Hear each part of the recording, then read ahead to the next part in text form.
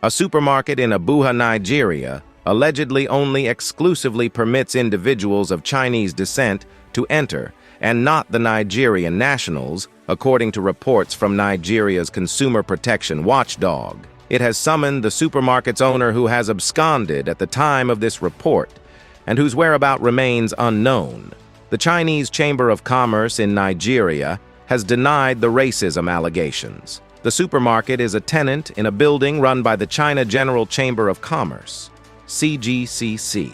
It came under fire, leading to it being indefinitely closed after massive uproar on social media after some Nigerians tried to gain access to the shopping mall and were denied access. Boladale Adeyinka, an official at Nigeria's Federal Competition and Consumer Protection Commission, FCCPC, said that the watchdog had launched an investigation into the allegations, but are yet to speak with the owner. If you like our videos, please like, subscribe, and share, so we will be able to continue making these amazing videos for you. Thank you so much.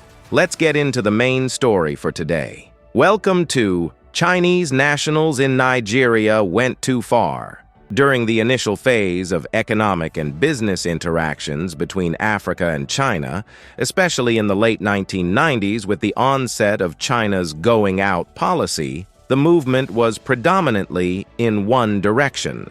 Chinese individuals ventured into Africa to explore business and trade prospects, while the reverse, Africans heading to China, was less common. African nations welcomed this wave of Chinese visitors and the financial benefits they brought with open arms. Instances reflecting the prevalent attitudes in China towards foreigners, especially those from Africa and individuals of African descent, include disturbing online video memes featuring African children for advertising purposes, pervasive clichés portraying Africans as impoverished and plagued by illness, and the controversial "This is Africa 2017" display at the Hubei Provincial Museum in Wuhan that juxtaposed images of animals with African people exhibiting comparable facial expressions.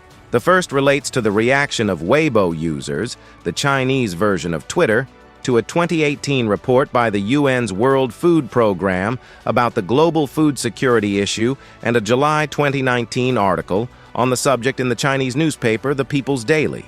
This article, which showed how some countries in Africa and other regions were seriously in need of food, inspired horrific racist and hate comments online.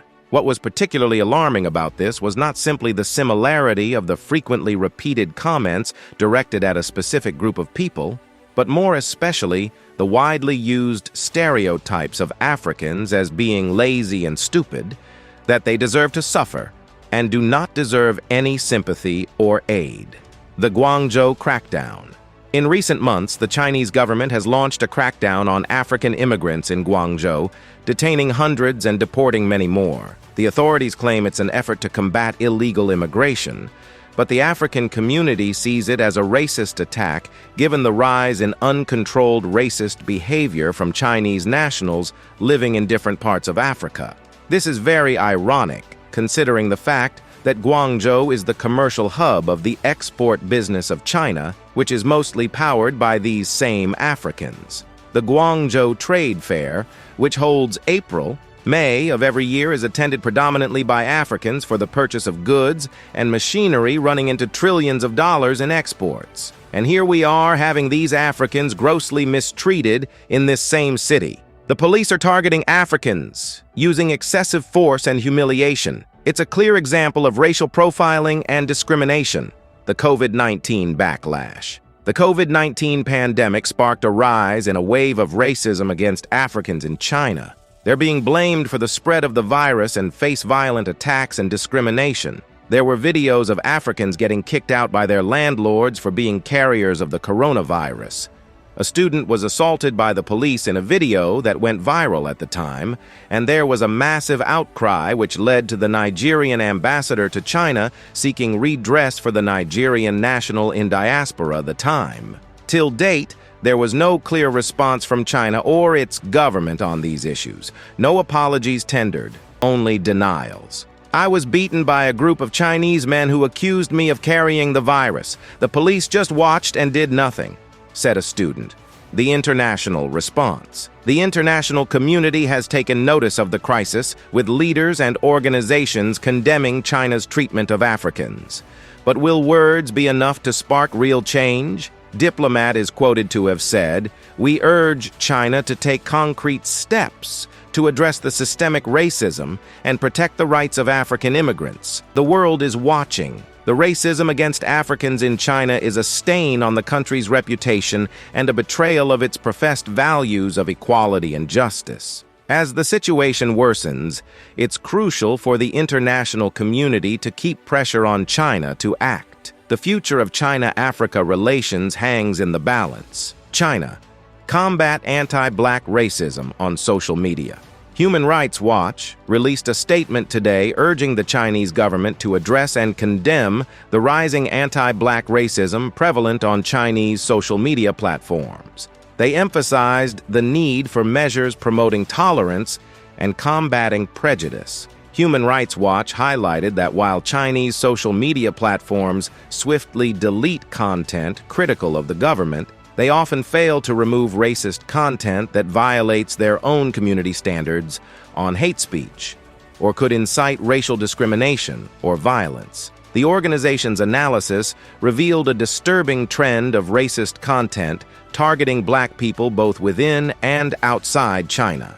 This content, often created by netizens seeking attention and profit, has proliferated in recent years. Human Rights Watch reviewed numerous videos and posts since late 2021, finding major Chinese social media platforms such as Bilibili, Douyin, Kuaishou, Weibo, and Xiaohongshu neglecting to address racist content, despite their obligation to uphold human rights under the United Nations Guiding Principles on Business and Human Rights. Yaqiu Wang, a senior China researcher at Human Rights Watch, criticized China's contradictory stance. She pointed out that while the Chinese government promotes solidarity and unity with Africa, it overlooks pervasive hate speech against black people on Chinese social media. Wang stressed that economic investments in Africa and China-Africa friendship cannot undo the harm caused by unaddressed racism.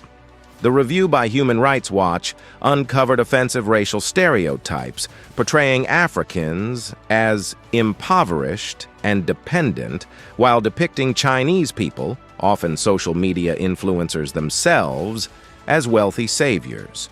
Another common theme was denigrating interracial relationships, particularly vilifying relationships between black men and Chinese women. The report also highlighted instances of online harassment targeting Chinese women in relationships with black men, including death threats and doxing.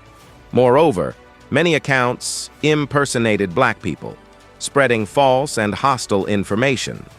Despite having community standards and guidelines banning content promoting racial or ethnic hatred and discrimination, major Chinese social media platforms did not respond to Human Rights Watch's inquiries regarding their policies and response to anti-black racism. Human Rights Watch underscored the need for affirmative measures by the Chinese government to counter hate speech online, including public education, promotion of tolerance, countering incendiary misinformation, and strengthening security to protect those threatened. They called on Chinese authorities to halt the facilitation of a toxic environment, perpetuating racism on social media platforms. The Kenyan incident. Chinese man arrested for calling Kenyan president monkey in viral video Nairobi, Kenya. Really? Yeah, it's like you are punishing because me. Because you're Kenyan. So you are punishing me because I'm... Everyone, every Kenyan, even Anna, this is all the Kenyans, like a monkey. Kenya has arrested a Chinese businessman after a video of him making a string of racist remarks was widely shared on social media, the government said Thursday. The Chinese national, identified as Liu Jiaqi, has been arrested and is being processed for deportation, said Kenya's immigration department. His work permit has been canceled and he will be deported on racism grounds, the immigration service said on its Twitter feed. In the 2.5-minute video shared on Twitter and elsewhere, Liu, who appears to be in the midst of a dispute with one of his employees, is recorded issuing a litany of racist slurs. Racist Chinese Liu Jiaqi, who was caught on tape calling Uhuru and Kenyans monkey people filthy, poor, and black to be deported on racism grounds. Next is videos that went viral of Chinese employers beating and assaulting their employees at countless instances all over the web. Regardless of the outcry, the racist sentiments seem to escalate. The South African incident.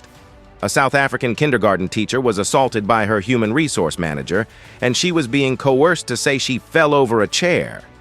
Sporting a blue eye after the incident, Nolusindiso Hleko, in English, recorded a video detailing her harrowing experience in China, which saw her fleeing from the school without her phone, possessions, and shoes. He was chasing me and he was humming a song. I managed to get out of the building. I found a Chinese lady and asked her to call the police. The school apparently claimed there was no CCTV footage of the incident, and the HR manager denied hitting Hleko, saying she had hit her eye on a couch.